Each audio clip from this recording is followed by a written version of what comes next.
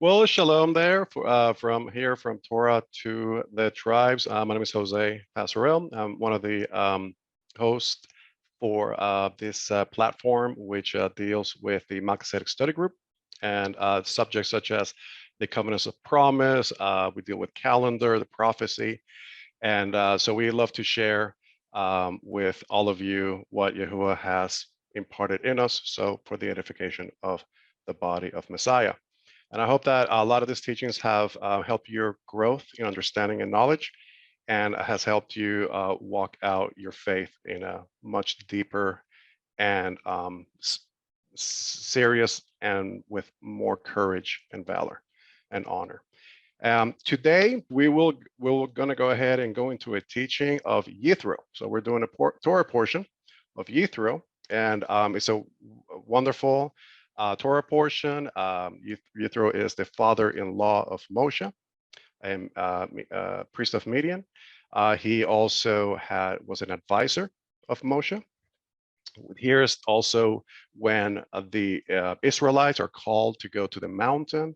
The Decalogue is given to Israel, and so a lot of things happen. There's so much information here and so much to unpack, but I can only get to it a little bit. There's so much there, and I think it's good to definitely study this out every year, because every year I'm sure you're going to be blessed with something new. So today's teaching will be about this week's Torah portion, Yitro. And so what I'm going to do, I'm going to share my screen. I'm just going to kind of like freelance it here, and I'm going to show the scripture, and then I will do some commentaries and try to make some really, really interesting connections that I think you all will really, really enjoy. Okay.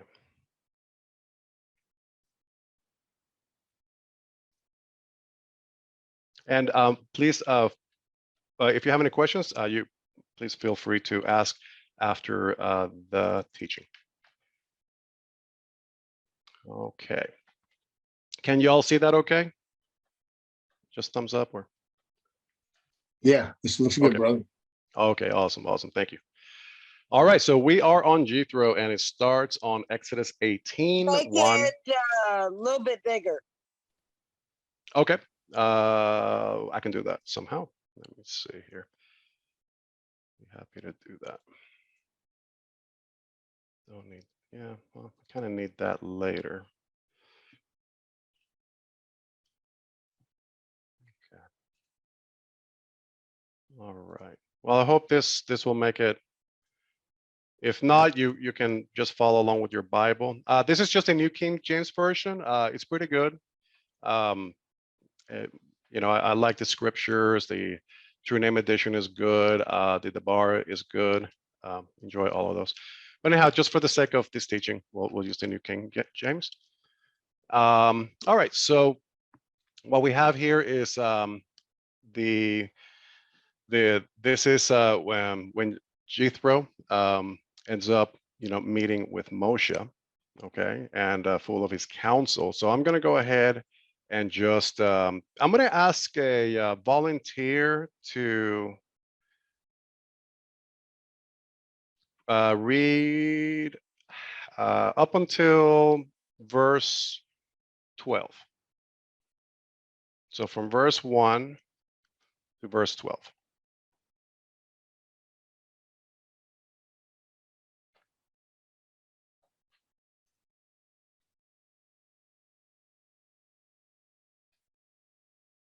Okay. Heather, would you like to read? And shalom, sister.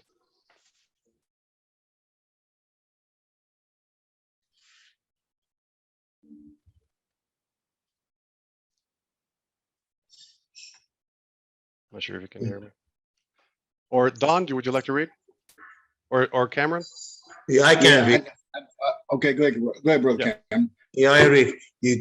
Okay. All right. And Jethro, the priest of Midian, Moses' father-in-law, heard of all that God had done for Moses and for Israel, his people, that Yahuwah had brought Israel out of Egypt.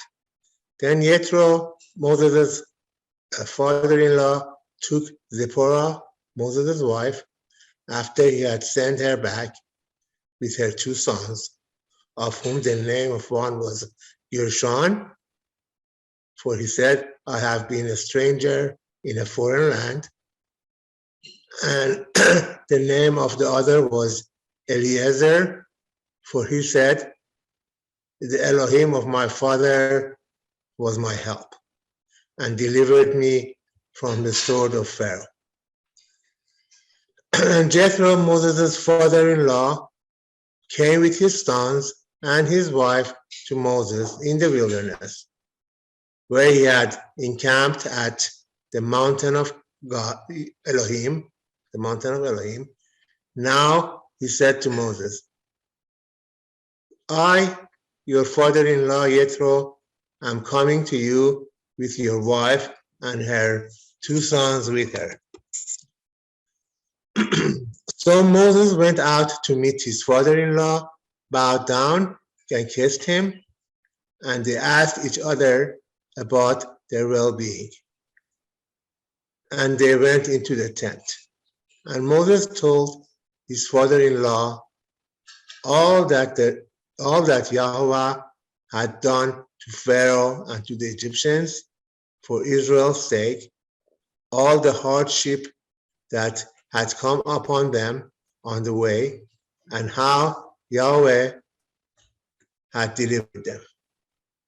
Then Jethro rejoiced for all the good which Yahweh had done for Israel, whom he had delivered out of the land of Egyptians, out of the hand of Egyptians.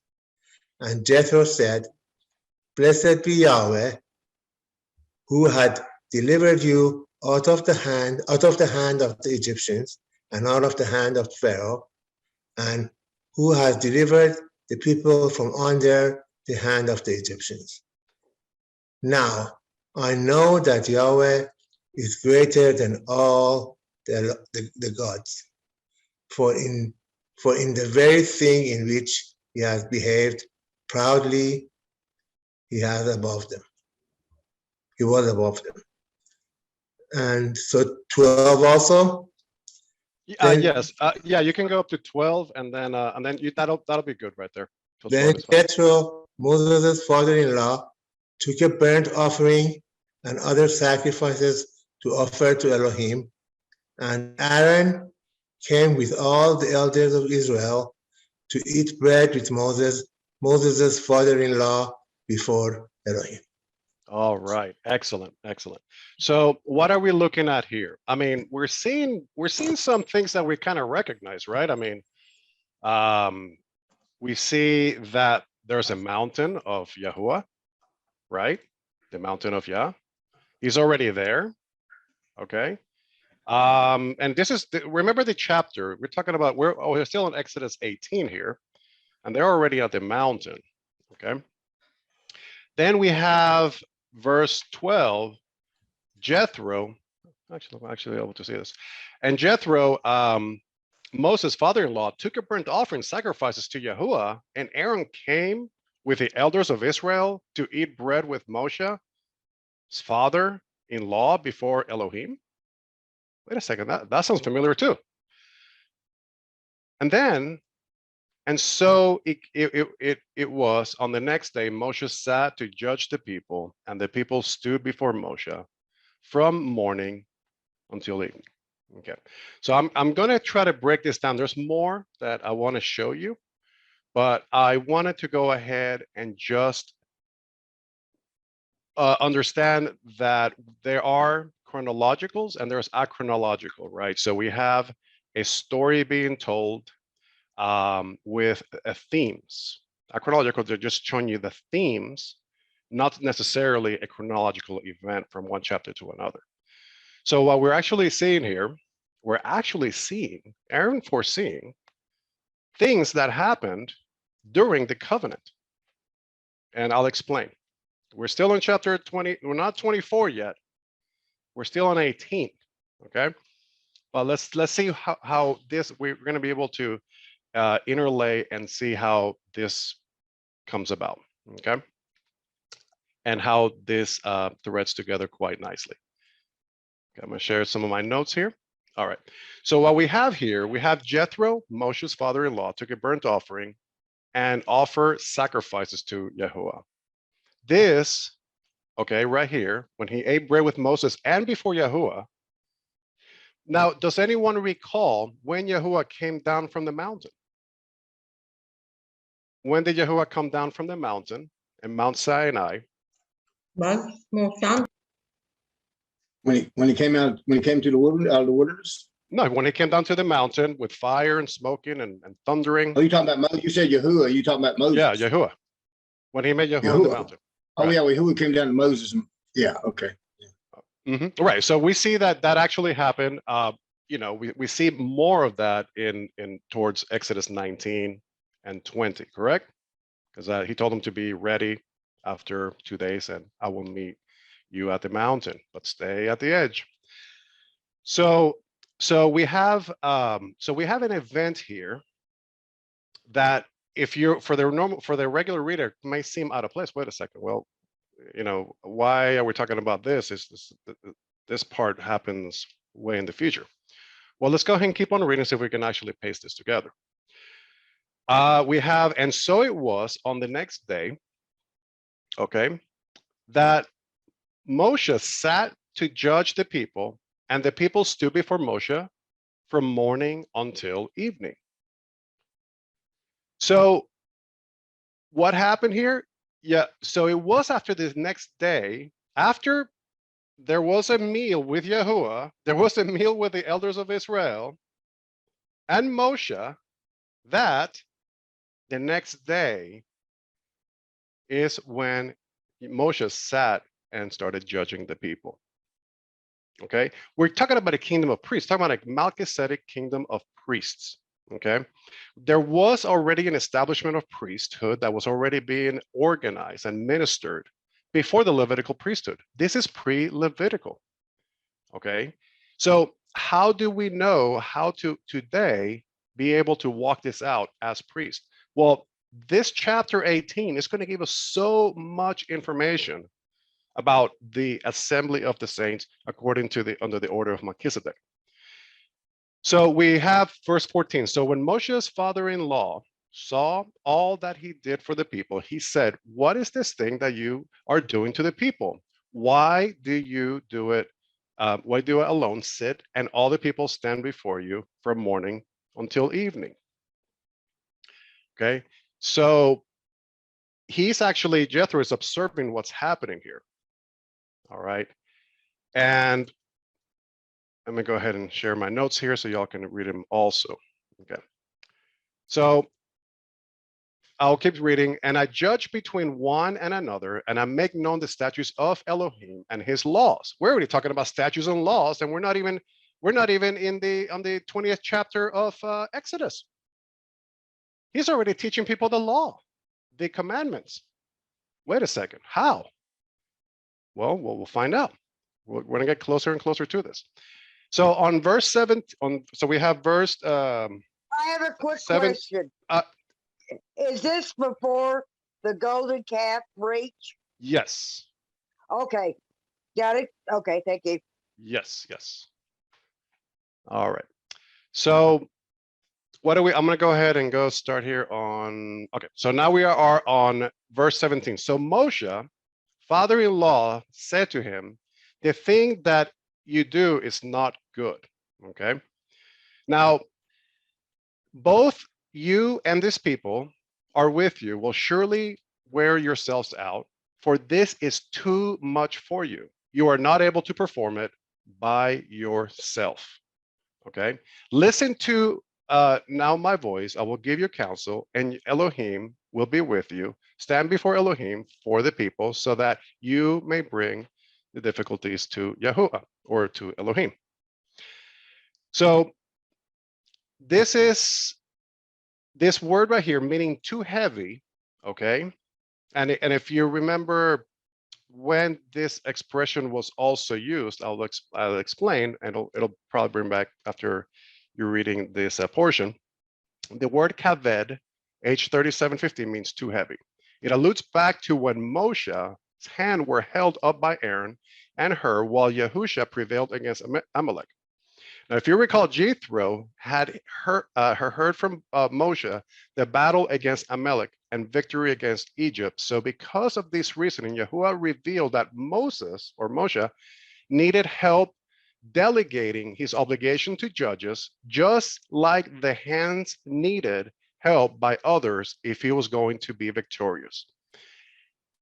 So this right here, this parallels with the battle against Amalek.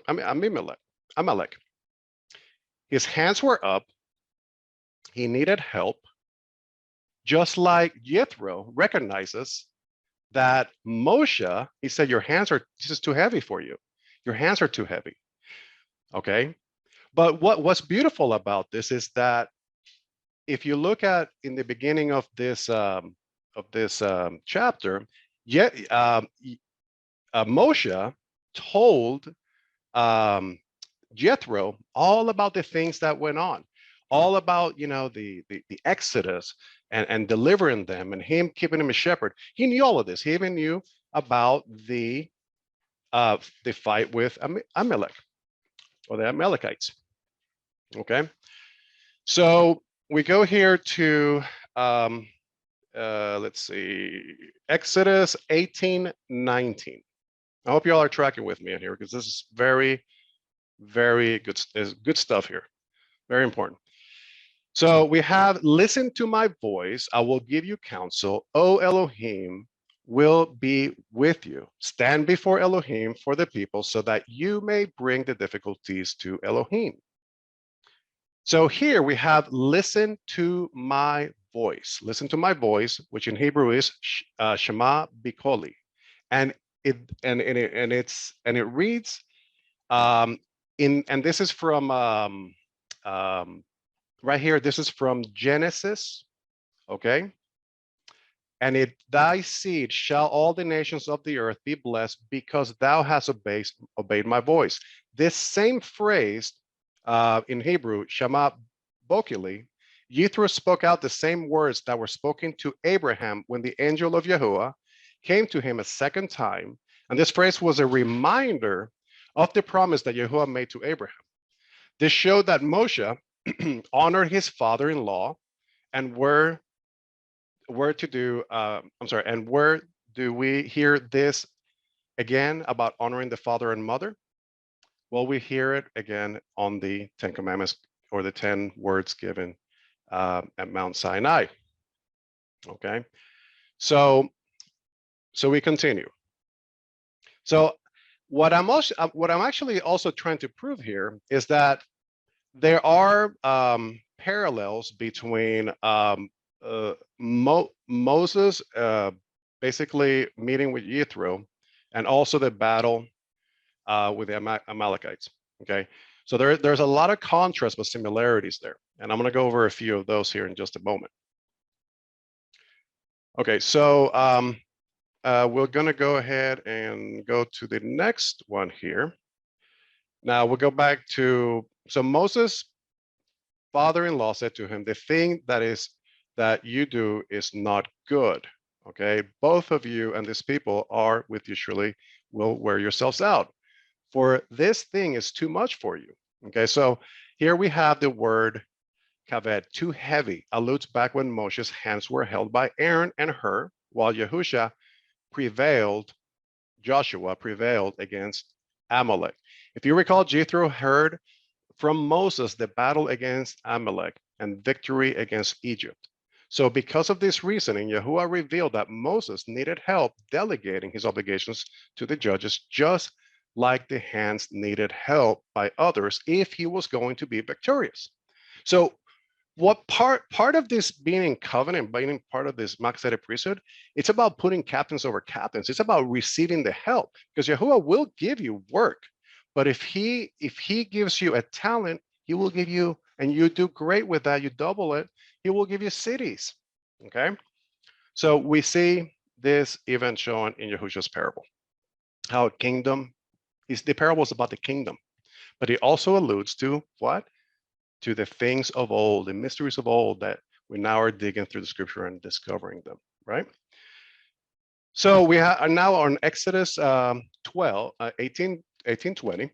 And you shall teach them statutes and laws and show them the way in which they must walk and the work they must do. Now, this shows that Moshe must walk in the example.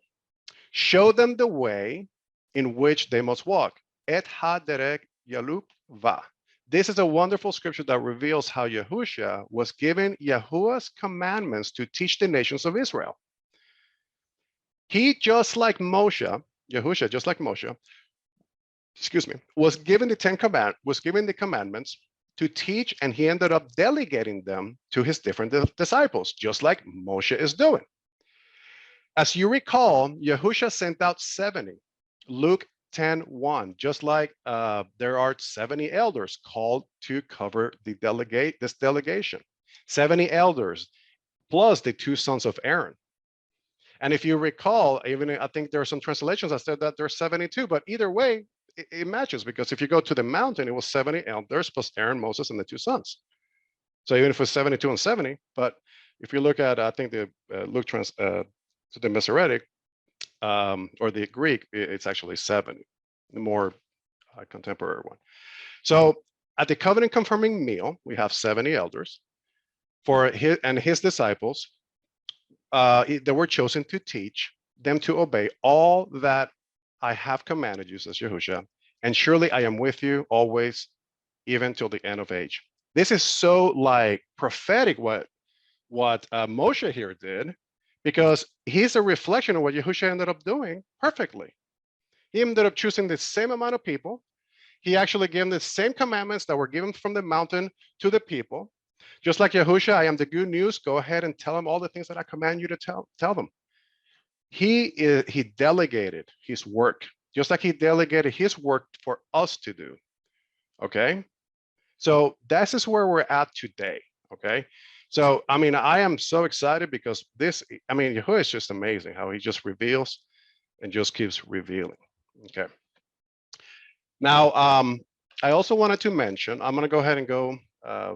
There's a little bit left over, but I'm just going to go ahead and go to the next chapter. I hope you all are tracking. All right, so we are in Exodus 19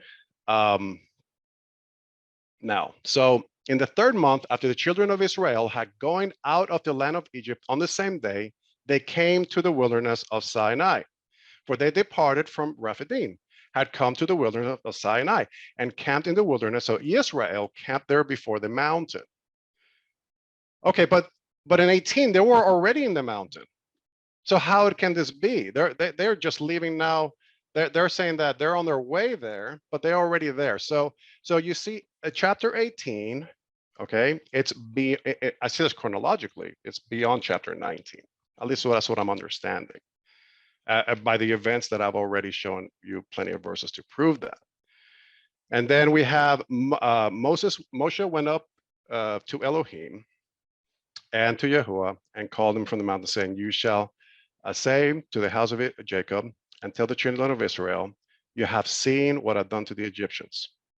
Okay, so what I wanted to do is also show you some of the contrast that you're going to find here. Okay,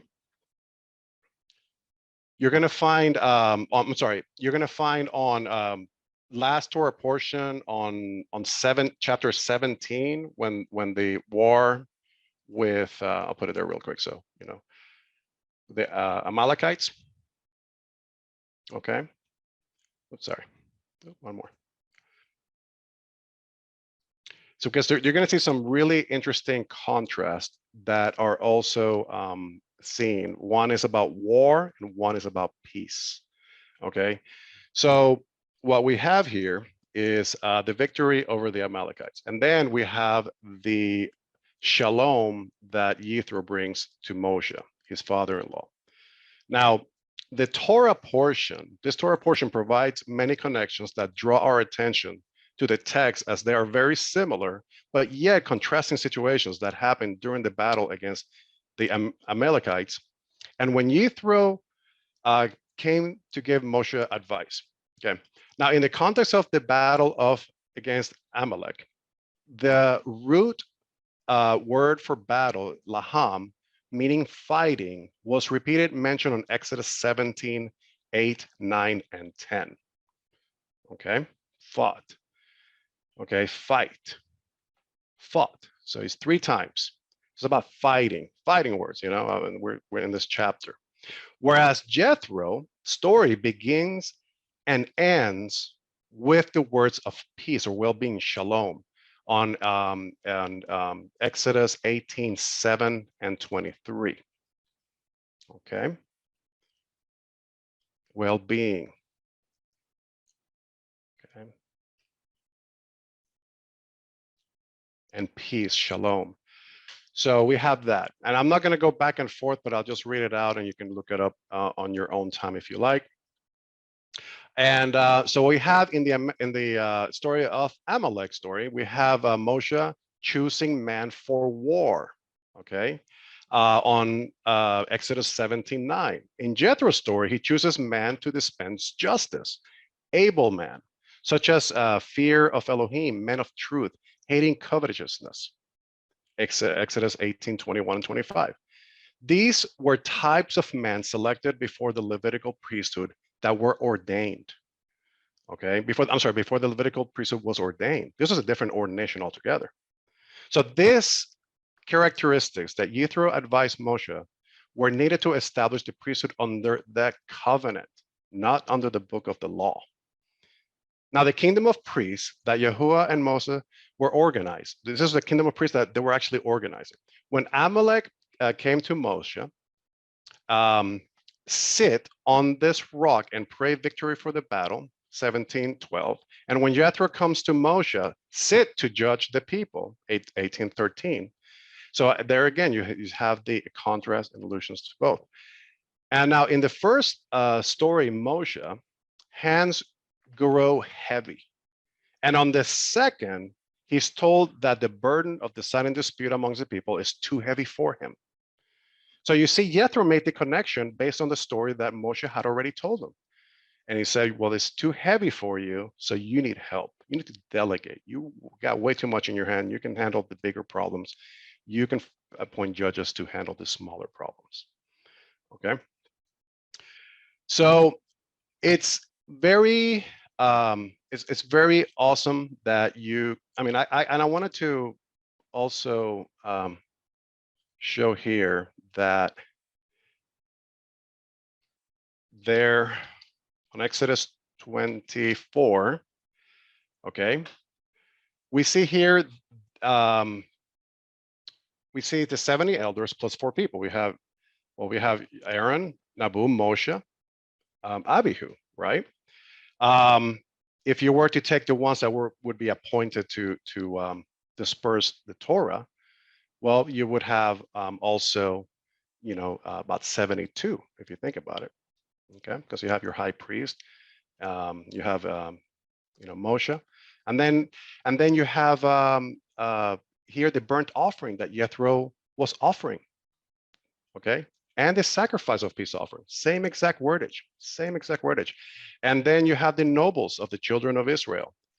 He did not say in his hand, he saw, and they ate, drank, okay? So he ate with Yahuwah also, okay? So this had to be, okay, when Jethro was talking to Moshe, okay? This is when the next day after the covenant was ratified, I believe this is where it started right here. And so it was the next day, Moshe sat to judge the people, and the people stood before Moshe from morning to evening. And this is when Jethro stepped in. And this is what is about honoring your parents or honoring your mother, because that's a very, very important commandment. Okay, I don't know how this happened, but I'm studying honor parents and mothers, and all of a sudden he started like drawing me into this study, and then all of a sudden it just became connected. It weaved together perfectly. And so I was very blessed by that. But before I get into the honoring, which I'll get here in just a moment, we're going to go ahead and jump to Exodus 19:3. Okay.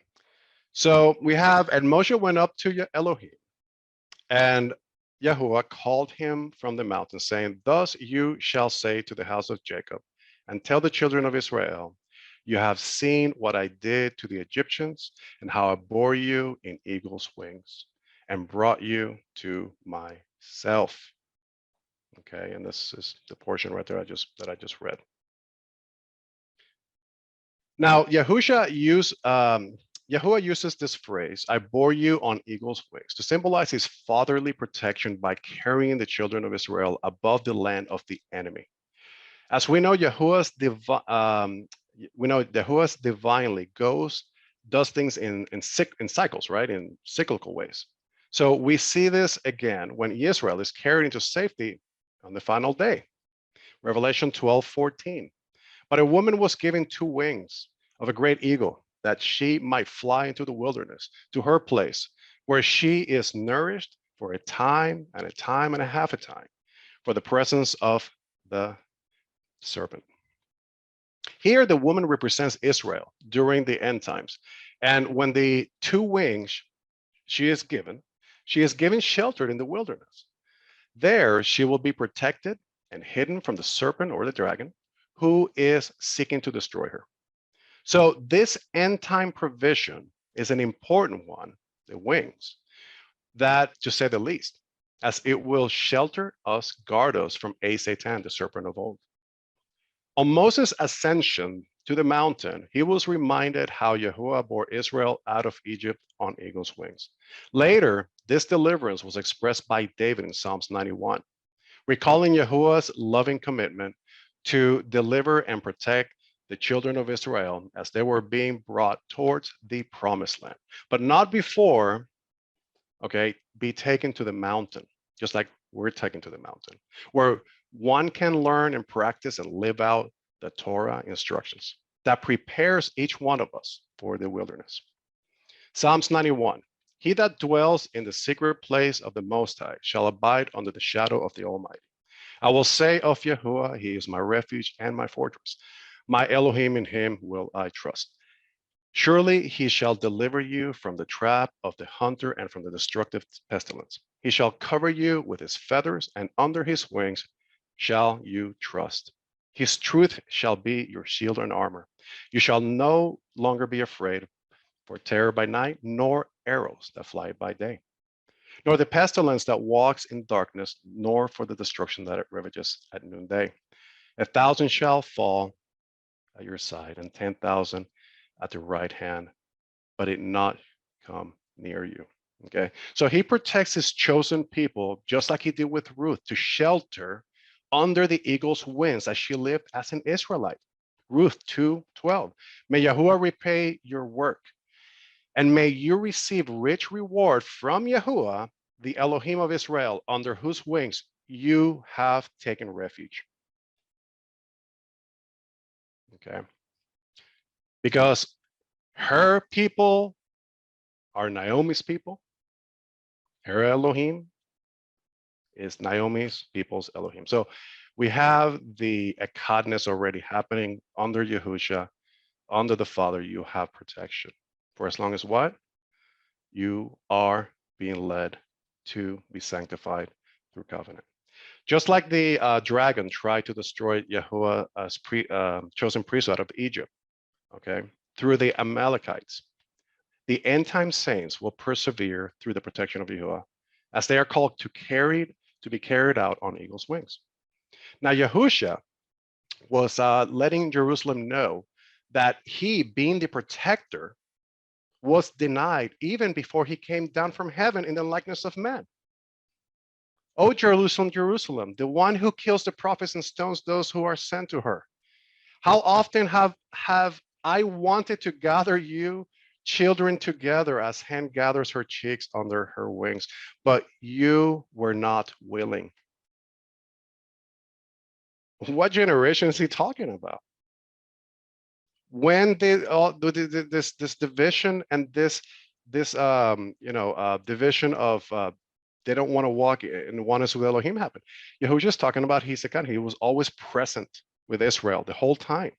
He's showing you his divinity right there. Okay.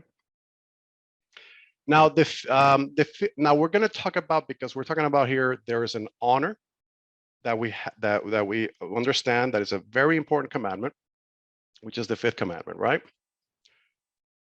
On this Torah portion. They're all important, but this one is really sticks out, okay, for many reasons.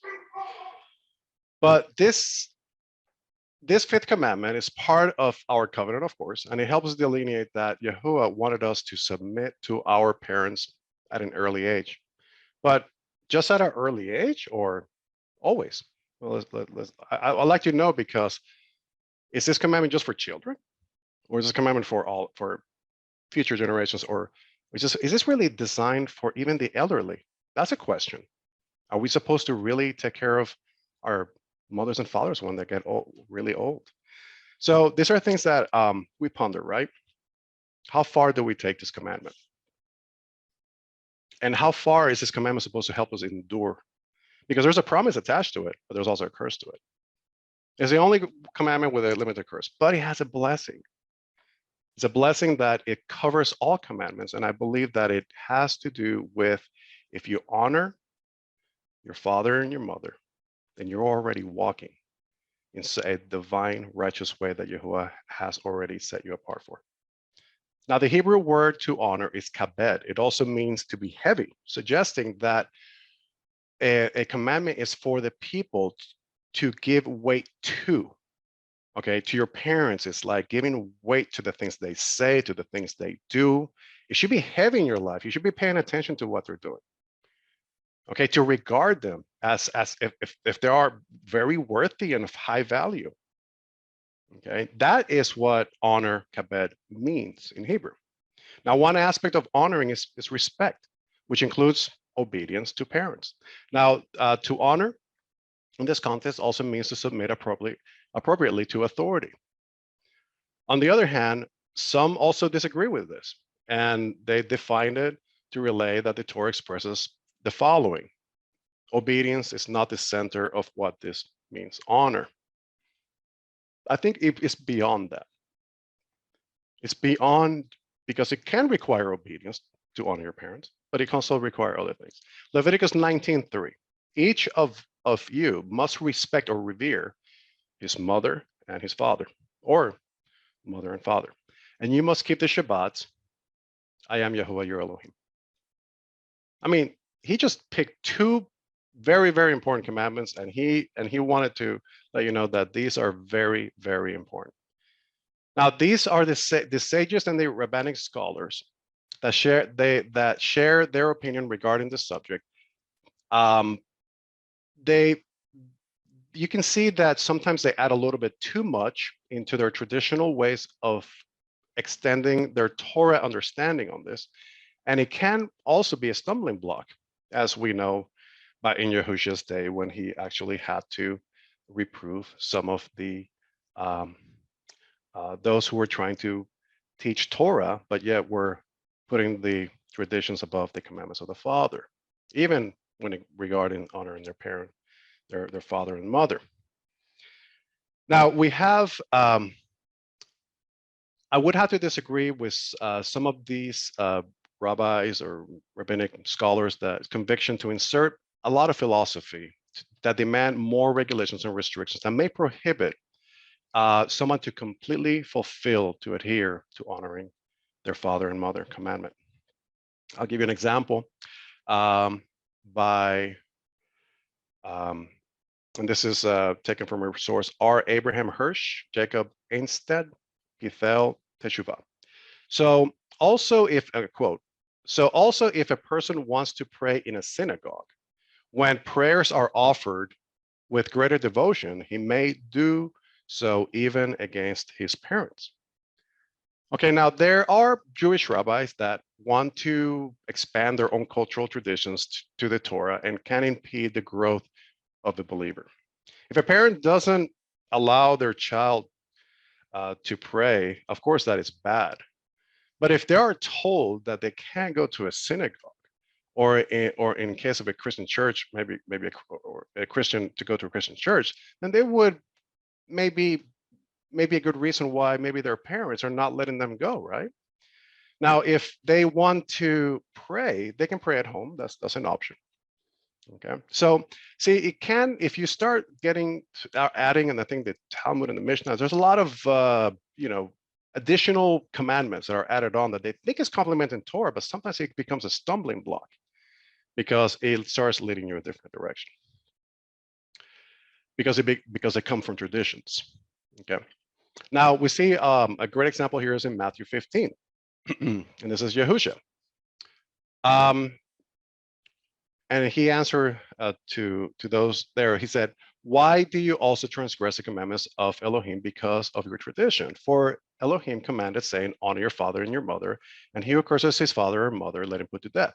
But you say, whoever says to his father or mother, whatever profits you might have received from me is a gift of Yahuwah," I think in some translations, Korban, "then he need not to honor his father or mother. Thus you have made the commandments of Elohim at no effect by your own tradition." So they are to give what belongs to their parents, and don't cut me short. Oh, I'm so holy, I'm gonna give it all to Yahuwah. No, what about your parents? Yahuwah wants you to take care of your parents too. That's the whole point of the Torah. It's the whole point of loving your neighbor, loving your parents, honoring your parents. Okay? He wants you to do what's right for one another. So that's taking away something that was supposed to go to the father and mother. Because why? Sometimes people get overzealous with religion and they think that they're doing something almighty and good, but no. At the end of the day, whitewash tombs. Because they separate themselves from the commandments and more into the traditions. Now, there are some regulations that should not be admonished by a parent that causes a child to sin. Okay, what if a parent tells a child to transgress the Torah? Should a child adhere or disobey? Now, well, let's see what Deuteronomy says. Deuteronomy 6:6, "And these words which I command you today shall be in your heart. You shall teach them diligently to your children, and you shall talk to them when you sit at your house, when you walk by the way, when you lie down, and when you rise up. You shall bind them as a sign in your hand and shall be frontless between your eyes." Okay, so the way to honor one's parents is to keep the same commandments that they've been teaching you since you were a child. That's how you honor your parents. And that's how you do it correctly. Proverbs 22:6, "Train up a child in the way he should go, and when he is old, he will not depart from it." Ephesians 6:1-4, "Children, obey your parents in Yahuwah, for this is right. Honor your father and your mother, which is the first commandment with promise, that it may be well with you and you may live long on the earth. And your father, do not provoke your children to wrath, but bring them up in the training and admonition of Yahuwah." What did Yahusha say to his mother and John? This is your mother, this is your son, because there's a spiritual echad in family that we also need to start respecting. When somebody adopts you as a spiritual father, or you have a spiritual, then there is that same regulation, honor. So is the commandment for children or adults, or is it for both? The commandment is addressed to people of any age whose parents are living. It is not primarily directed to children, to tell them how to treat their parents, to be adults. This means that the commandment has in mind especially how to mature adults, or how to treat their older and elderly parents as well. Now, we have also in Psalm 71:9, "Do not cast me off in old age," the psalmist prays. "When my strength fails me, do not forsake me." Yahusha said to John, mother to Mary, that said, there is a spiritual oneness in family and how these people are, how we're supposed to relate with one another. Now, the commandment is for one's natural parents, regardless of age, I believe, I mean, whether they're old or you're young, regardless, it's always honoring them. And the story of Yitro, when he sees Moshe honoring who? His father, what? In law. Does that apply to him as well? Did Moshe not listen to Yitro? Probably it's one of the most important decisions ever that have to do with covenant. He did, because there was honor behind it. So we have Yahuwah allowed Yithro's advice to be regulated and allowed it to be taught, to be formed, because it came from a place of honor. Love your father and your mother and don't disrespect them. So we have this commandment that helps us connect to the natural with the spiritual. The first 4 commandments concern the relationship between Elohim and human beings. And the last 6, and the one in between, which is honor your father and mother, okay, have to do with how we treat each other. Now, why is the ones for Yahuwah, and then there is some for man? And what about this honor your father and mother? Does it go beyond our natural father here on the earth? Proverbs 4:1, Shema, you children of Israel, to the discipline of an Abba, and listen to no understanding. For I give you the good teaching, forsake not my Torah. That's your spiritual father in heaven. Forsake not my Torah.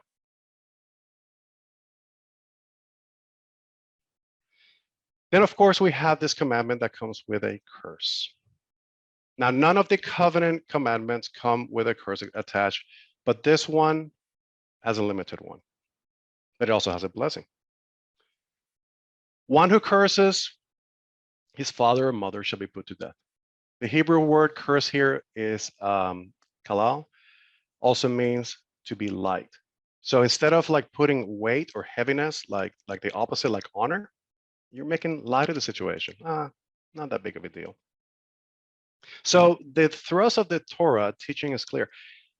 Do not make light of your parents' value, their importance, their instructions, and their example. But give them weight. Treat them with the respect they deserve. Proverbs 1:8. Heed, my son, the discipline of your father, and do not forsake the instructions of your mother. And he who robs his father and mother and says it is no offense is a companion to vandals. Moreover, as we see on Psalms 91, honoring has a nuance of caring for and showing affection. That's in Psalms 91. So whoever curses his father and mother, his lamp will be put out in the deep darkness. No light. The importance of honoring your parents is also written in Malachi. Behold, I will send you Elijah, prophet, before the coming of the great and dreadful day of Yahuwah, the Jubilee. Praise Yah. And he will return and the hearts of the fathers to the children and the hearts of the children to the fathers, lest I come and strike the earth with a curse. Why? Why is that so important to treat your parents well? Why is that like Elijah the prophet? It's not about treating your parents and about treating your son. It's about opening up the hearts to the children and also the children to the parents. It's huge. Now, this commandment, like I said, it's a blessing and it's a curse. It's also is to give you an extension in the land of Yahuwah that he's giving you. Now, the blessing is prolonging your life and has to do more with enduring as your days are lived in the land. Not like I want to live 120, it's to endure in that land, to do well. It's a result of keeping Yahuwah's commandments through showing honor to your parents. It means that if people of Israel are composed individuals who honor their parents, they will be endure in the land. This suggests an enormous importance of the 5th commandment relative to the other 9. So those who honor their parents are likely to be people who will not murder, steal, and do all those vile and evil things. So it is about preserving the covenant. Okay. And it's true, and so honoring your father and your mother, it really builds up the righteousness of how one is to develop into a priest. And it should be in the frontlets of your eyes and ears. Children and anyone can start at any time. Elders that have parents, very important. Yahuwah is looking at that very, very closely. Anyway, I just wanted you all to be blessed by this. I had a chance to do some digging today on this, so I hope that all of you were blessed by it. And I pray, Yahuwah, Father, to give us the discernment to be able to love one another as you loved us, because you're always, always reaching out because we seek you, Father. And we pray that you will help us become more one with you through the Son, so we become better equipped to treat others, Father. And thank you so much for giving us an opportunity today to learn about your word, to dig deeper. Bless you, Father, and bless your Son, and bless this priesthood that you are putting together. In Yahushua's name, amen.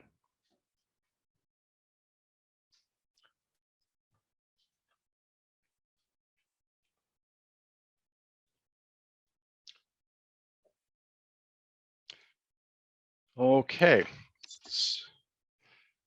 So took a win out of me. Anyway, yeah, that was yeah, I love digging through this Torah portion. It really, I was like, wow, it's just really aligning things that I've never really even considered before. Great. As Gabriela, you have a question or comment? Yeah, this one has always been a hard one for me. Honor thy father and mother. Many of you know of my abusive background, and I have never thought of them as anything even compared to being parents or father and mother, just guardians. And how can you honor some people that are just so brutal to you? I mean, to me,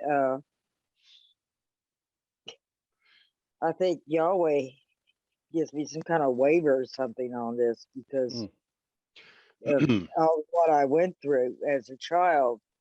You know, they don't even deserve, the people that did what they did to me don't even deserve to be honored. Yeah, I've healed a lot from that, but I still have scars. I understand. And we all, I grew up also with a very secular family that did not teach the Bible. But you know what?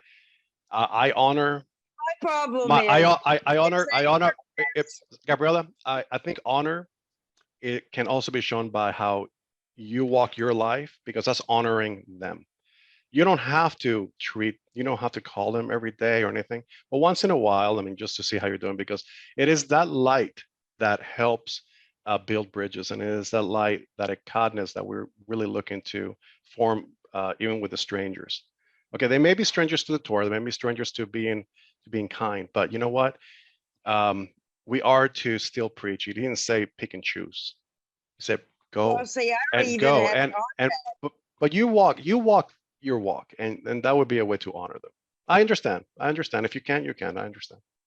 You can no, also see, I pray don't for even them. know where they are You anymore. can pray for them. Well, yeah. I haven't known any for decades, and I did a blanket forgiveness, decades ago, to everybody that had harmed me in my life. Of course, I backslid on a lot of things in my life after that, drinking and other things. Yeah. But that has always been really a hard one for me. I know, and Gabriela, and sometimes it's good to forgive. You put that behind you. The pain, their suffering, their scars. You know, open up what they did to you. Confess it to the Father, and just forgive them for what they did, and pray for them. Because Well, that's what Natalie we do. got here early, Yeah. so, and she's not doing too well, and I'm not doing too well today. So it's like the blind lead the blind here, with one cripple helping another. So I've got to go, folks. I just wanted to throw that out there. Just pray for me because this has always been, it still is a hard one for me. Okay. Because I never had real parents. Well, we are family, right? We got brothers Yeah. and sisters. Like I We say, have spiritual mothers and fathers. I finally found my true family here at Torah of the Tribes. Good.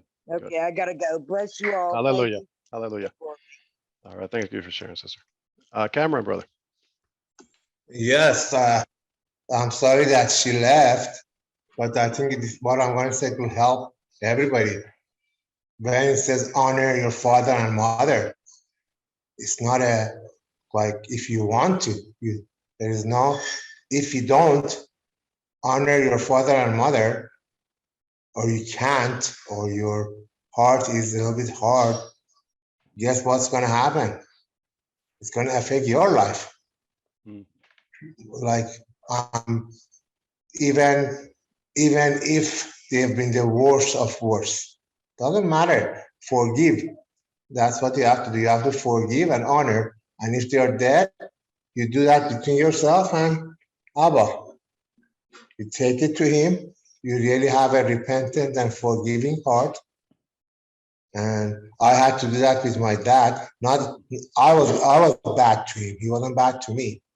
And I did a lot of stuff to hurt him. But once he died, it took me a while before I could even mourn for him because I was all messed up. But anyhow, I did make, they call it, I'm surprised at Gabriela for saying that because that's one of the things you learn of the program, even if it's secular, that you have to make amends. Mm. And the way you make amends is you forgive. If you have done anything for them, you ask Yahuwah to forgive you. You cannot live with that resentment or I mean, there's not such thing as I can't. Yes, you can forgive your parents even if they are the worst or they were or they are the worst of worst. Mm. What's the difference? Yahushua forgives us. I mean, if I think like that, now you have his conscience. yeah, then I cannot receive his forgiveness, really. Mm. If I cannot forgive, I cannot receive forgiveness Mm. for everything that you might have done, You have to have a ready mindset for receiving forgiveness. And you have to do that. I mean, it's not like, okay, well, I'll pray about it. No, you do it. You do it, and then you ask him to ask Yahusha or Abba to help you, cleanse you from that, and so you can overcome it. And because you are just carrying a 1,000-pound load on yourself, and plus you get the care thing. It's still there, or you wouldn't receive all the blessings that is coming to you.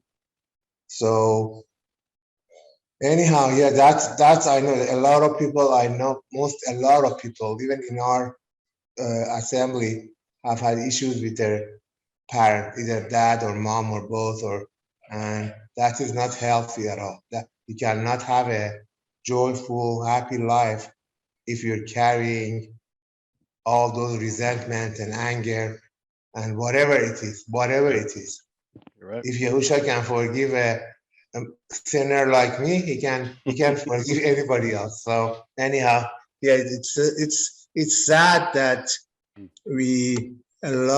I'm not any particular person, but we blame a lot of our issues on this person and that person. And no. You clear yourself with Yahuwah.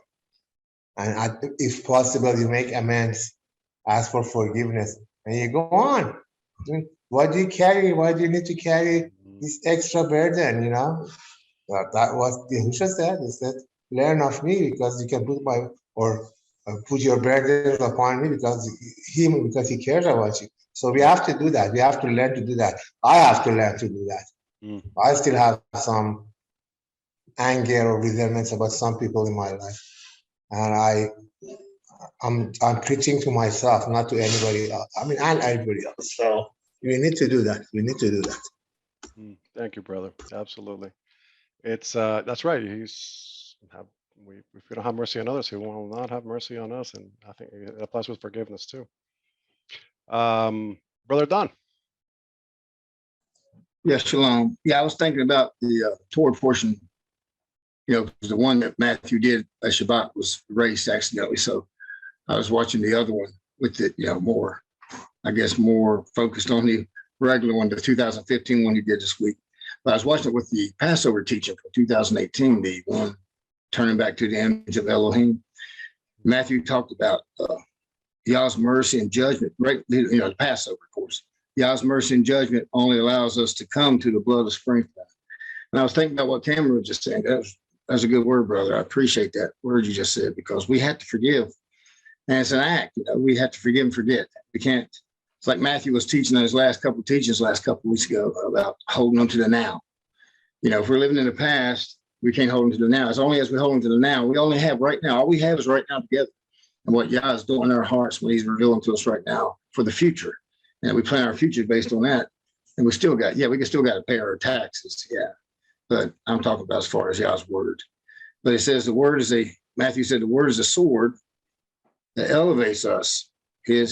How are you going to approach that word? How are you going to approach that word as an aggressor? Or are we going to argue against his word? Or are we going to humble ourselves through the blood of the sprinkling and receive a change of status? Because the sword can either humble us. I mean, it can either destroy us or it can humble us, just like he related it to the queen, knight, and, it can elevate us. And that's what we want. We want to change his status and elevation. We don't want to harden ourselves to the word and become an aggressor or an argue against Yah's word. We want Yah's word to change us. That's only through forgiveness and keeping a clear conscience, like Cameron was saying.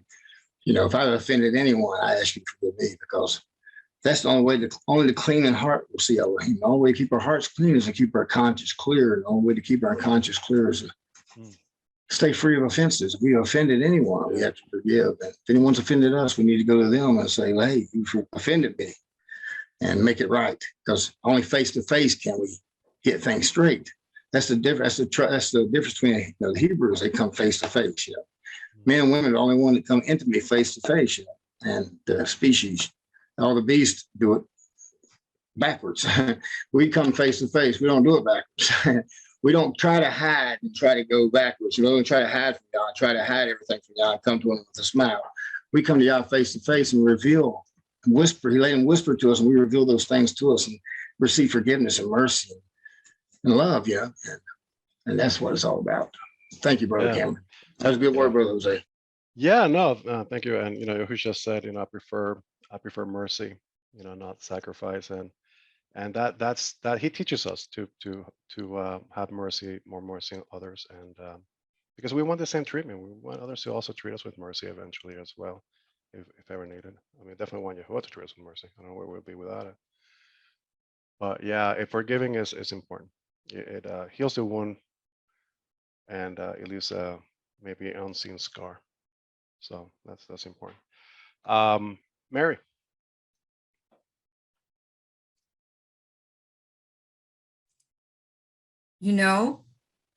I actually was sitting here listening, and it'd be like Pete and repeat, because everybody's saying everything that I was going to, share with Gabriella, who's already gone. But one of the biggest things, towards forgiveness is you do have to pray for that person. They're your enemy. I mean, they hurt you. They did horrible things. And I asked someone once, when I was fairly new to the walk, and how do you love and honor your parent if they were really messed up, and it hurt a lot. Anyway, so she said, she was really wise, she was very understanding and wise, and she said, I know it sounds trite, but love the sinner, hate the sin. You give that sin to Yahuwah, and you pray for that sinner. And if you can't pray for him, I mean, even just start going through the motions, even just say the words. eventually it'll reach your heart that you need to love that person the way that Yahuwah loves them. And nothing less will do. So if you cannot forgive somebody, start praying for them, because your salvation depends on your forgiveness of that person. Forgiveness is surrendering things to Yahuwah. Let him deal with it. Release that hurt, bitterness, whatever the ugly cancer that's growing in you because of the mistreatment. Yeah. You need to get rid of it. Amen. You can't just say, oh, let it go. It's okay. It's not. Mm-hmm. But Yahuwah is bigger than any of our hurts and bigger than any of the evil that we might face or might be in this world. So, Right. So and true. it really works. It really works. Pray for that person. Thank you, Cameron. Just like Yahushua is interceding for us, we help others that way. Yeah, good word, everyone. I like the verse I hear that Dawn shared. Blessed are the pure in heart, clean in heart, because they shall see Elohim. And forgiveness is a condition of the heart. We have to forgive, right? If we want our heart to be right. A hard heart is just that's what got Israel in trouble. So, Megan, go ahead, sister. Of course, like Mary said, everything's been covered. And I too, like Gabrielle, struggled with the whole honor your mother and father, mainly more honoring my father because of issues. Also, of course, with the forgiveness piece, there's also the fact when generational curses come into play and how you walk that out. And when, say, you're dealing with Masonic family lineage in your family and how you walk through honoring your father when he is a Mason. And I forgave him for everything in the past. And of course, he ended up dying a Mason. And so it's just trying to figure out how you still honor somebody when you also have to break off generational curses as well and lineage, because otherwise Yah says that can come back at you as a sin. Yeah.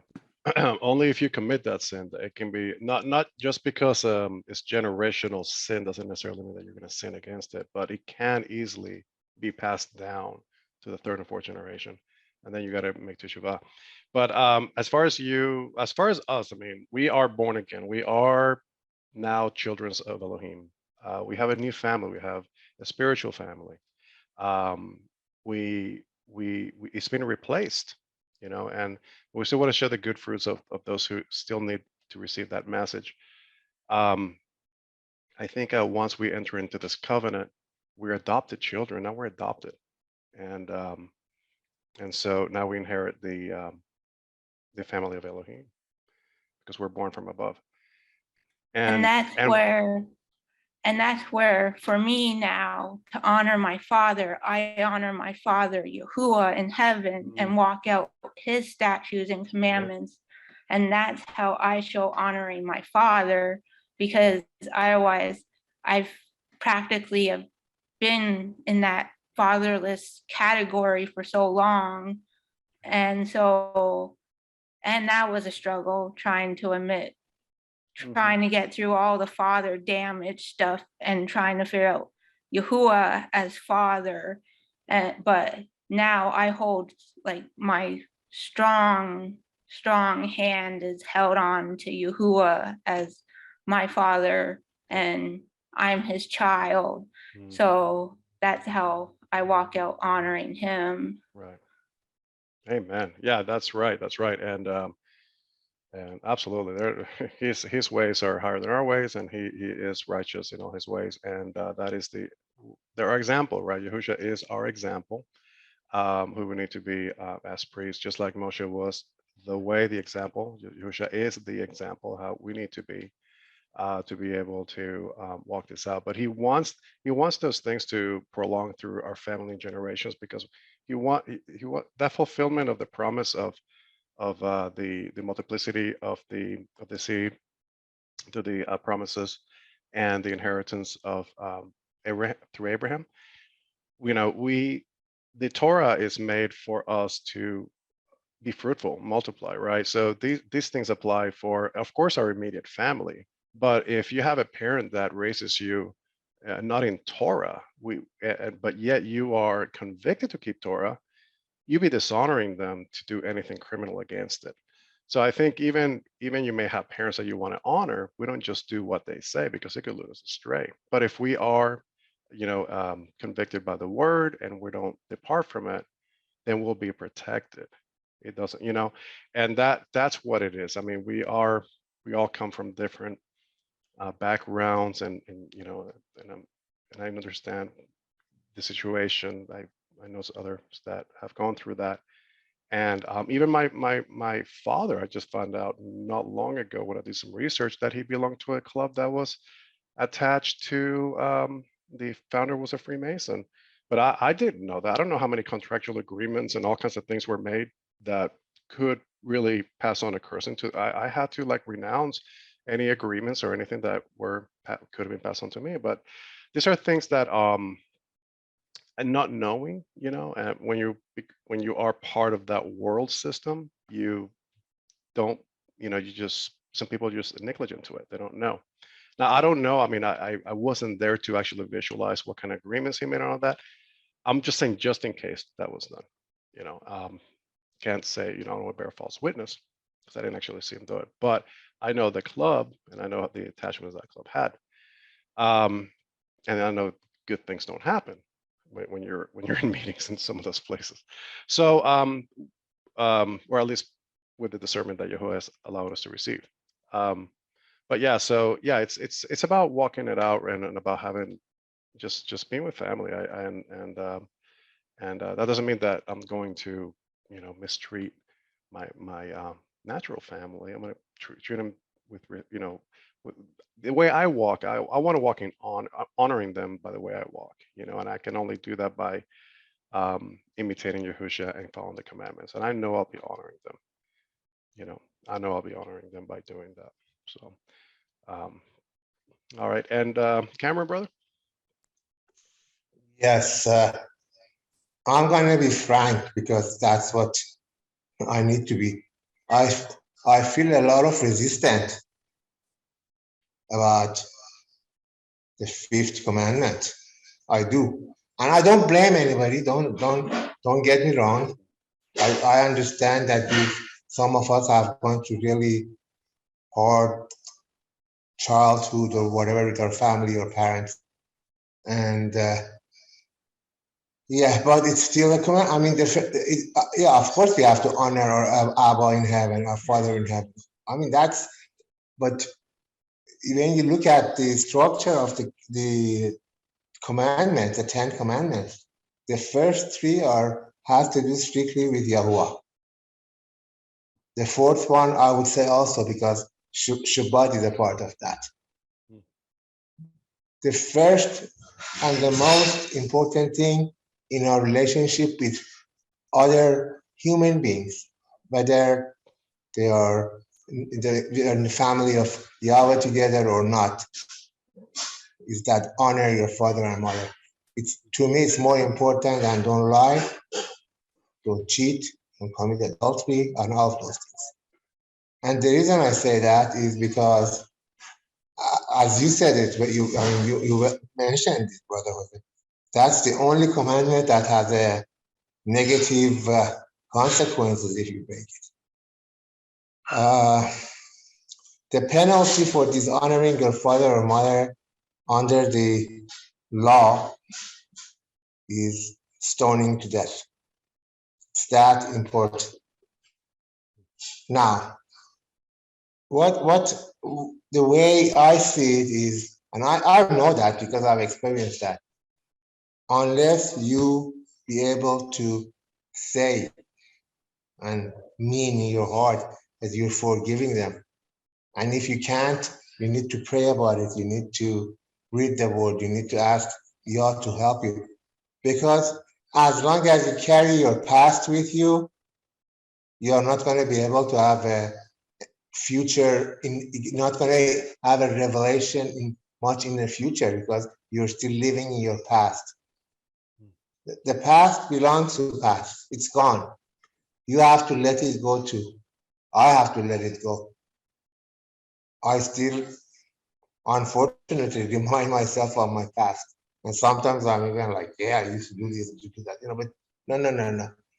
That hinders my growth. That hinders my joy. That hinders my revelation.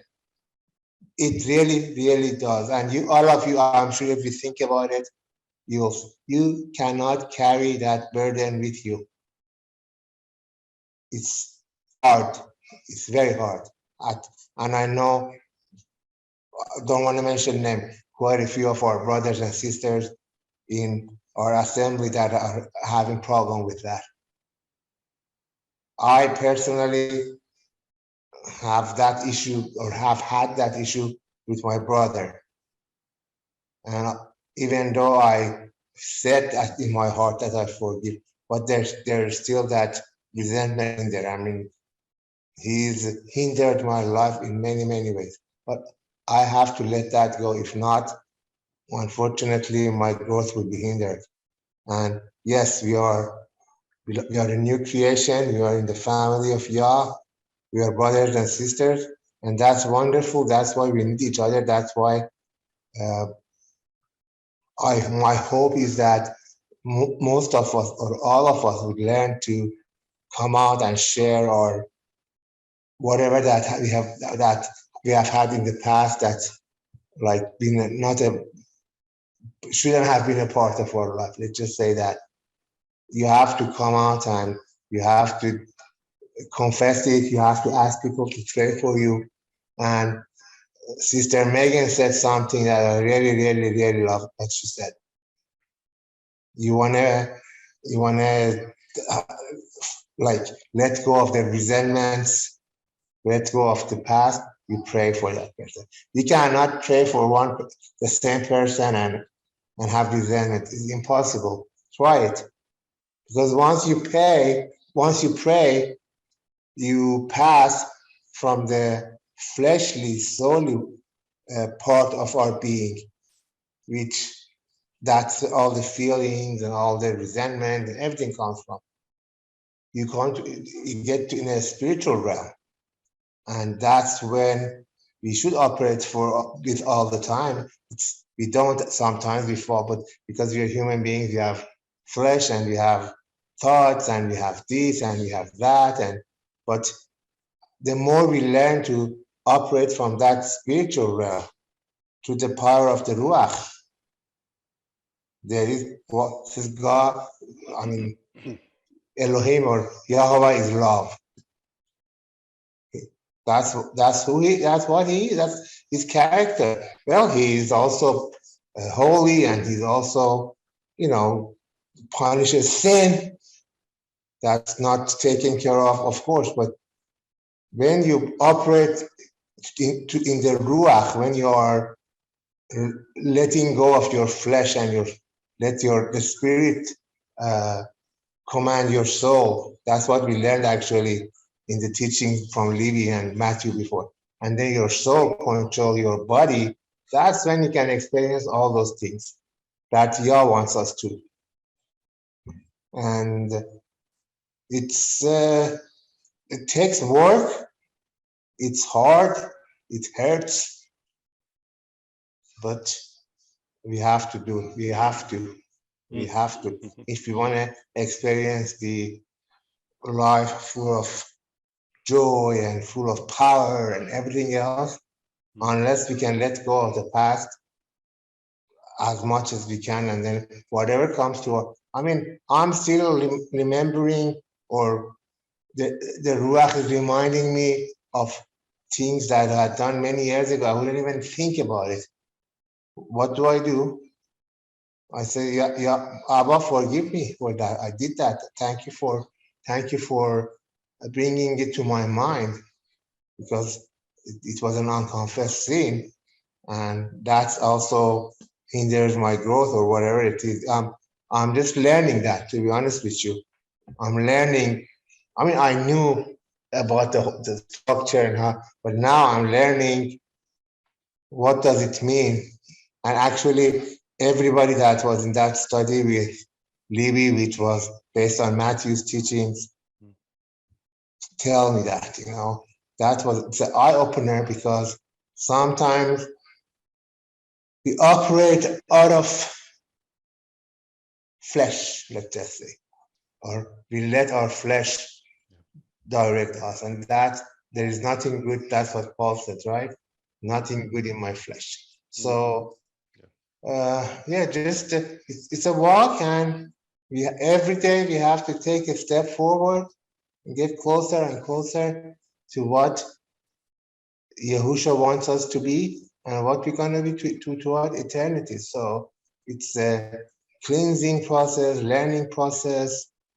It hurts at times, sometimes a lot, but ultimately, when we look at the prize or at the end line or at the finish line, that's where we have to focus on. I'm sorry I took a lot of time, but I think a lot of you wanted to hear that, and I had to say it. So Sure. I love all of you. I understand, as I said again, I do understand the hurts and the feelings, and it's even more in men, our brothers, than our sisters, because our sisters are more expressive than the brothers, and I had to learn that. I mean, I went to years and years to 12-step program. I never opened my mouth. I had to learn that.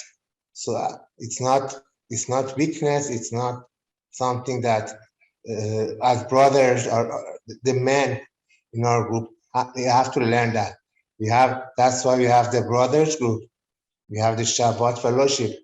And anytime we meet, you should really come out, and if you have issues, talk about it. Don't keep it in yourself. You let it out and deal with it, and Yahweh and our brothers and sisters would help us to overcome it, and that's beautiful. That's so beautiful. I love all of you. Thank you. Thank you, brother. Thank you. Sheree.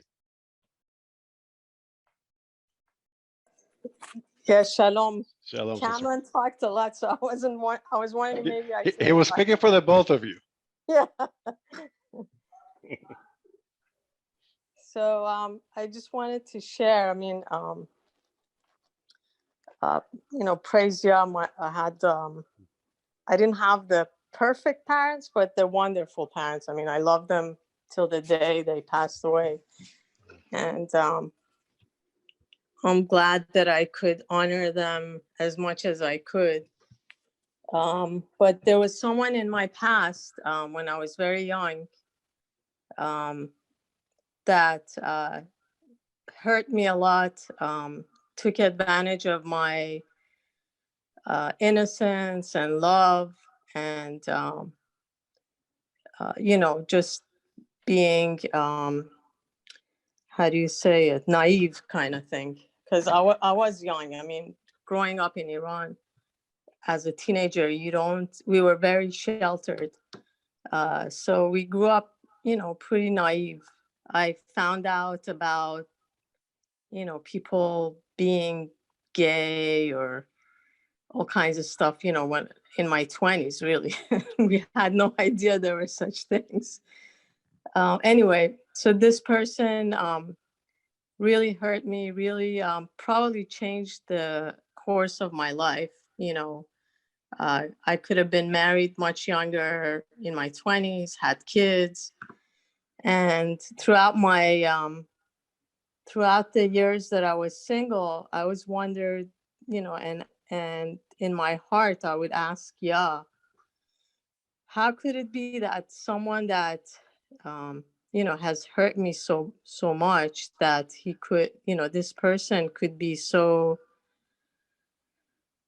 successful in his life. You know, this guy went on and married and had 5 kids and became very religious and had a successful business. And, you know, the whole time I'm thinking in my head, how could it be? How could you know, at that time I would say, God, how could God allow somebody like that to, you know, to have a good life? And here I am waiting for my prince on a white horse. And so long story short, well, I did let it go after. I wanted to add to that. Yes. Psalm 73 says, even though those people will have fatness in their and they walk with pride around their neck and they act like nothing's bothering them, they're full of riches and that at the end of the day, you're at his sanctuary and he will show you their end. And then when he shows you what's going to happen to them at the end, Exactly. you start feeling sorry for them. Share. That's what you I'm start like, you. like, oh So man, I did this the wrong way. He did show me the end. As it turned out, he was also disrespectful to his parents and even his siblings. A few years ago, I got a call that this person has passed away. So I got a chance to go to the memorial, found out that he had divorced his wife of many years with 5 children. They were not there at the memorial. He had married a younger woman, and that's who I saw there. And so he died young. Well, because he was around my age. He wasn't that old when he passed away. And then just recently, Abba showed me this dream. I mean, I wasn't even thinking about it. And he took me in my dream. I went down to Sheol. And I had a big bucket of like a 5-gallon bottle of water with me. And I brought water to this person. And in Sheol where I went, where he was, there were other women and there were other people. They were all having like dirty, muddy clothes, and they were lying down in the mud. There was no natural light, and the only little light that this person had was in a room where it was kind of his sanctuary, and it was lit with candles. They didn't even have real lights down there. And he had a form of belief of, you know, the Messiah, but not really. Like, so Abba showed me 2 things. One is that once we pass away, if we have Yahusha, we have the light. But once we die and we don't know Yahusha, we're going to go in the dark. And there's no more learning. There's no more opportunity to come to the light after that point. And so I brought this water, you know, it was drinking water actually, because they didn't have drinking water there. And he asked me, are you going to continue to bring me this water? Because I'm going to go through this water in a few days and I'm going to need more water. Are you going to keep bringing me water? I was like, no way. I'm not going to do that. Was it holy water? It was probably holy water. Yeah. And then all of a sudden I remembered I need to go back to the light. I have the light. I need to go back to the light. So, you know, I left and that was the end of the dream. But that's you know, Abba showed me that was the ending. That's where he ended up. You know, doesn't matter how well he lived in this life. You know, that was the end. And how grateful I am to know Yahusha, to have come to the light, especially through Cameron. No matter how tough, you know, how many years of tough years I had to go through to get there, but it's worth it because now I have Yahusha, and for me now, it's it's like a breeze to forgive anybody, because you got two for the price of one. I mean, I have Yahusha, no matter what they do to me, it's not going to take away that light that I have, the wonderful love of Yahusha and Yahuwah. Nothing can even come close. And I don't feel sorry, but I see how other, the ones who have not come to that knowledge, what's going to be ahead for them. And I'm not jealous at all. I mean, I have so much more to be grateful for. And thinking about, all this stuff they did to me in this life, that's okay. I have so much more to look forward, ahead of me. So that's all just wanted to share with you guys, and because you're with me on this journey, and we all have a mighty Yahuwah, and we have a loving Yahusha, and we have so much to look forward to that, it's not even worth it looking behind. Well, you're holding the water, so I'm staying with you. Thank you. That's awesome. That's awesome. Good. Thanks for sharing. And as I hear you and your husband Cameron speak, we really, there's so many people in our lives that are going through. We don't know their end. Many times Yahuwah knows their heart, and He knows, well, there'll be a year or two from now, but how do we get them to see the light, right? And sometimes I think Paul was a perfect one, that we are to put ourselves in their shoes, just like Yahushua put himself in our shoes. He went through all the testing, he went through the suffering, he went through everything, so he knows exactly all the things that we actually have to go through. So he perfectly would intercede for us, because he can relate with the things that we're going through. So his mind is not going to be so above, like it's going to be like down to the level where and that's how we have to see others. We have to kind of put ourselves in their shoes and see how I would want to be ministered if I was in his shoes. And but yeah, and that's good though, and I'm happy that you had a chance to find your price with brother Cameron over there. Yep. I don't want to toot your horn too much there, brother. Just, yeah. Praise Yah. Yeah. No, he's a wonderful brother. Actually, Yahuwah sent an angel to help me with my life. That's Yeah, it. I am forever grateful to him for himself and for sure. All right. Yeah, absolutely. And I know you mean that 100%. Not just because I'm recording it. Hey, Jay, go ahead. Yeah, man. So for unforgiveness, if we don't forgive, if we don't forgive people, it absolutely rules us. Before I came to faith and was saved, I was a totally different man. I could say I was a reprobate. The sins I'd committed were just so massive, and I had people that hated, and it would just rule me. I'd just think about them 24/7. I had no peace in my life or anything. But then when I got saved and I come to Yahuwah, and I had a look at all the sins that I had committed against him and everything that he had forgiven me of. So who was I to not forgive these other people that haven't even committed their sins? Half of the sins they had committed against me was not even compared to what I'd done to Yahuwah. Yeah. And just the forgiveness that he gave me and lifted it off me. I looked at it and I just went, the problem lies with me. You forgave me, I forgive them. And if I have that, that any bitterness or anything like that towards other people, again, I just think, there's so much more that I've done to Yahuwah, and he forgives me all the time, even if I do slip up. So I feel I have to forgive that person, and they are created in his image also, so if I look at them in a certain way or whatever, I have to pull myself in check and put it back to myself and look at myself and see what's going on in me, bring it to the Father and say, Father, take this from me. But this is not your thinking. These are not your ways. And you've forgiven me of so much. So who am I to not forgive these people? Yeah.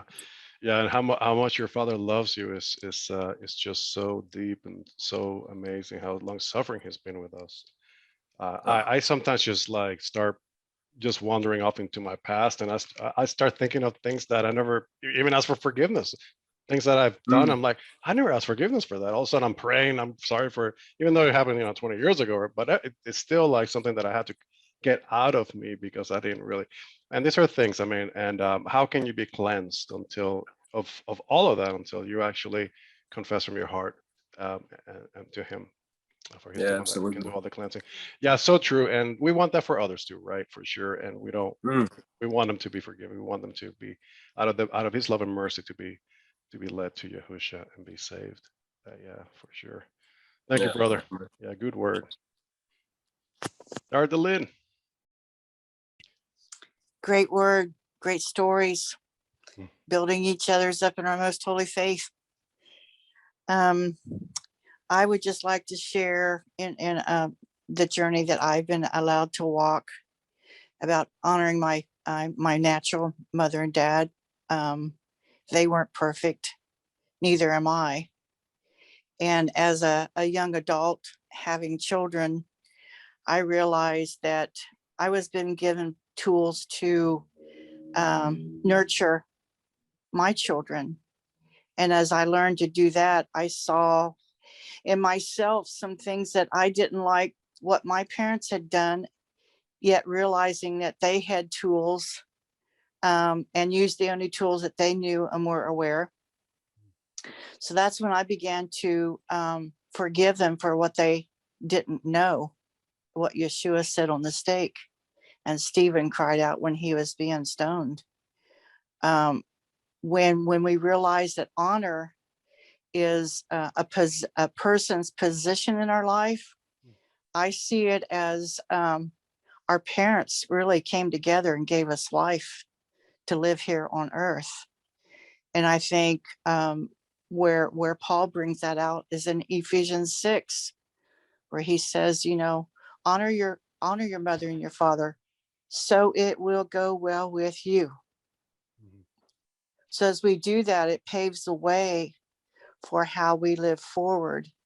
And we can't, when we come to a place of our own accountability and choosing to be responsible to our own lives, then we get to choose to forgive those who did or didn't do what they were put in our lives to do or not do. And we get to honor their position or their role in our life, whether they did it well or they didn't.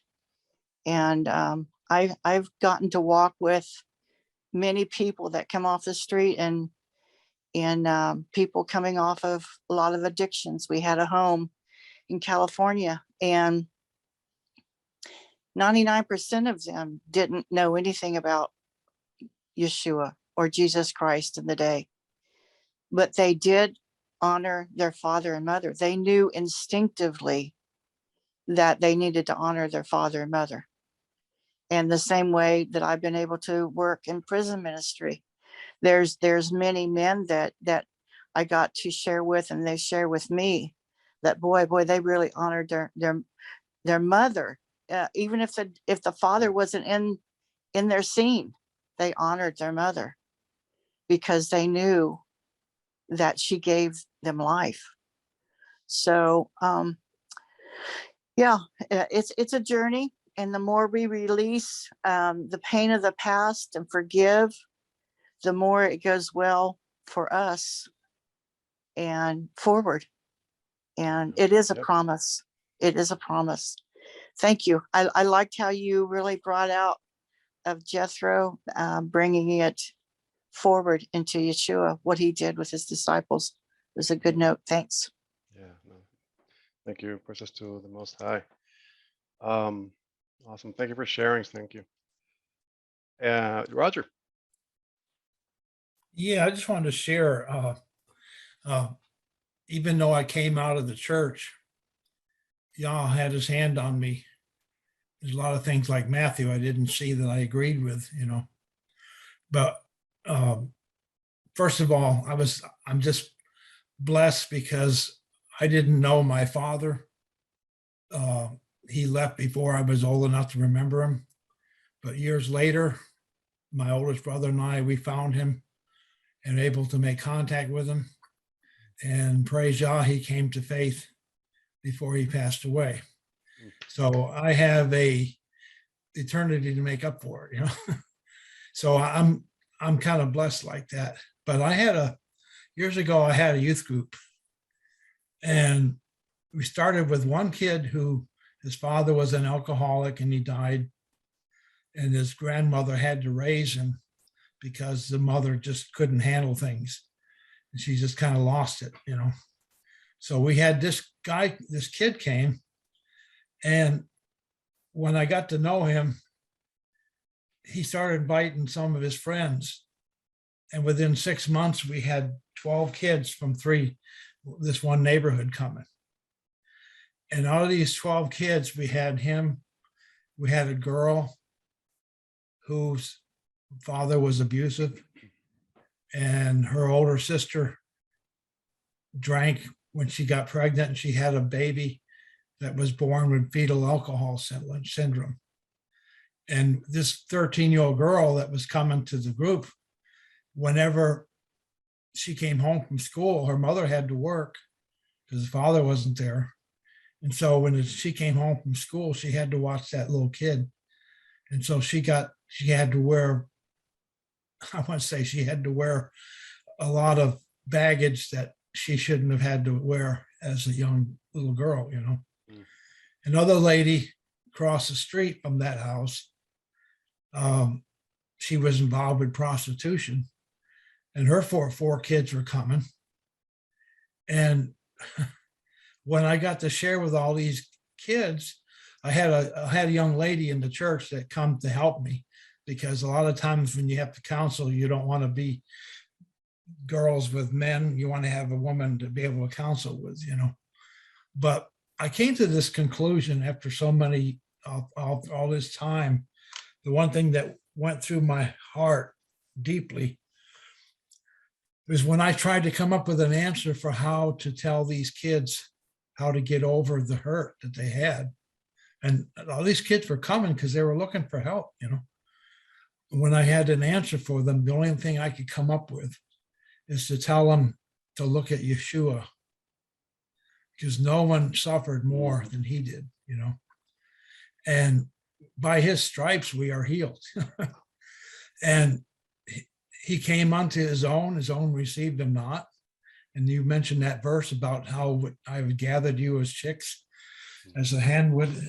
And in that same context is when he wept over the city, you know. So, and he was known as a man of sorrow and acquainted with grief, you know. So nobody knows sorrow and rejection more than he did. And nobody knows what it's like to have a broken heart because people rejected him, you know. But so my question to them was, some of them came to know Yahweh and some didn't.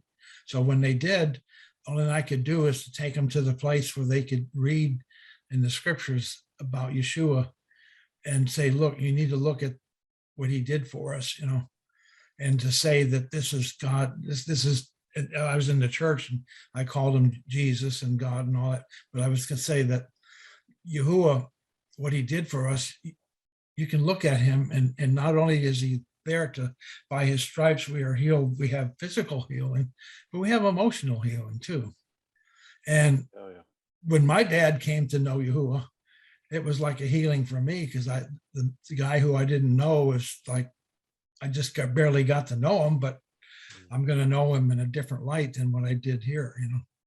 And so anyway, I just wanted to share that, because I really believe that sometimes when our lives are so messed up and we don't know how to go on because of hurts and stuff like that, the only thing I can say that, and I've done this myself, but is working with young kids like that, is you gotta go to Yeshua and look at him, because he's our example, you know. What? Yeah, you're speaking so much truth. You're speaking the truth, actually. The truth is a person. But, and amen. And You know, the woman.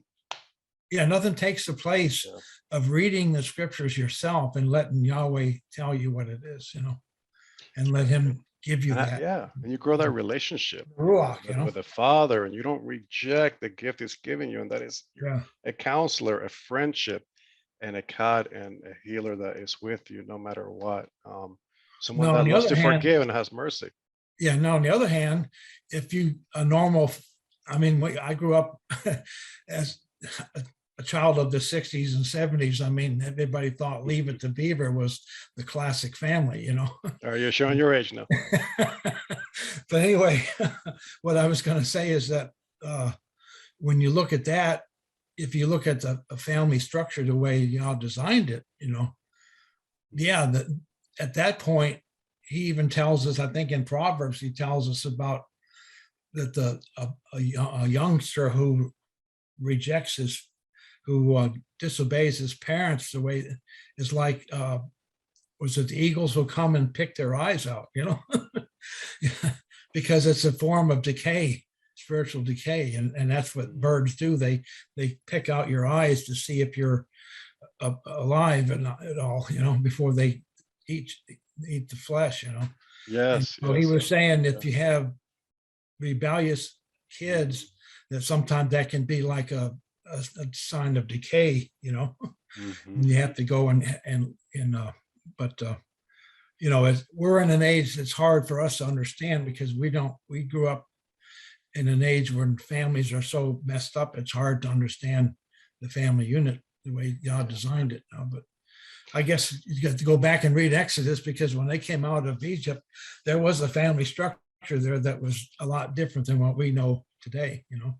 So yeah, well, and that's the thing. I mean, this is when he brings you out of Egypt, you're hemorrhaging, you're bleeding, you're filled with kinds of pride or paganism, and when you come out of there, it is only by his divine intervention, Yahusha, to go ahead and heal that wound, right? The hemorrhaging. And that is the 12 tribes. That's us, and that's great that you lead them to the light, to the healer, and through him, no one can even get to the Father. And and so he is the way, he is the truth, and he is the life that gives us eternal life. Well, what a blessing. I was going to say one more thing, that I had a good friend of mine. I use this as an example. He had a great wife and kids, and he used to tell his kids when they were young, he says, now when you go out to play, I don't want you to go out of the yard, you stay where I can see you. And they were young, you know. And he told them, he said, and then one day, I guess one of the kids went a couple houses down with the kid and they couldn't find him. So they finally got him back. And he told him, he said, look, when we pray for you, we pray for your protection when you're in the yard. But when you go outside that yard, you're going outside of Yahweh's protection, you know. You know, and I thought that was a great thing to say to young kids, you know. That's a parable. Thank you, brother. Hey, do you want to close it out in prayer with prayer? Yeah, I just everybody finished. We'd be honored. Okay. Yeah, it was almost like it's 11:15, so it's okay. already, yeah. All right. Abba, Father, we thank you so much for this time of fellowship. We thank you for your healing hand on all of us. We all had to be healed, not only from sin, and we had to be healed from ourselves. And so many people have gone through so many hurts. And to those that have found healing, we thank you so much and pray that your blessings will be mightily upon this fellowship in the days ahead. And I pray, Abba, that you'll give us a good night's rest. And tomorrow and Shabbat, we'll have a good day of fellowship together. And I pray your healing doesn't stop. It continues with us every day. Help us to walk in that light as you are in the light. And I pray that as we learn this lesson tonight that Jose gave, going back into the Exodus, it just gives us so much of a picture of what you are like with your people and how you want to be with us today. And especially with the coming to the light of knowing Yahusha and bringing everything together as priests and walking in covenant. Help us to walk in that greater. We don't want to just do it because of ourselves. We want you to be glorified in us by doing it. And I pray, Abba, you give us a good night tonight and bless those even that have left. I pray your hand to be upon them. And in all things. We thank you in Yeshua's name. Amen. Amen.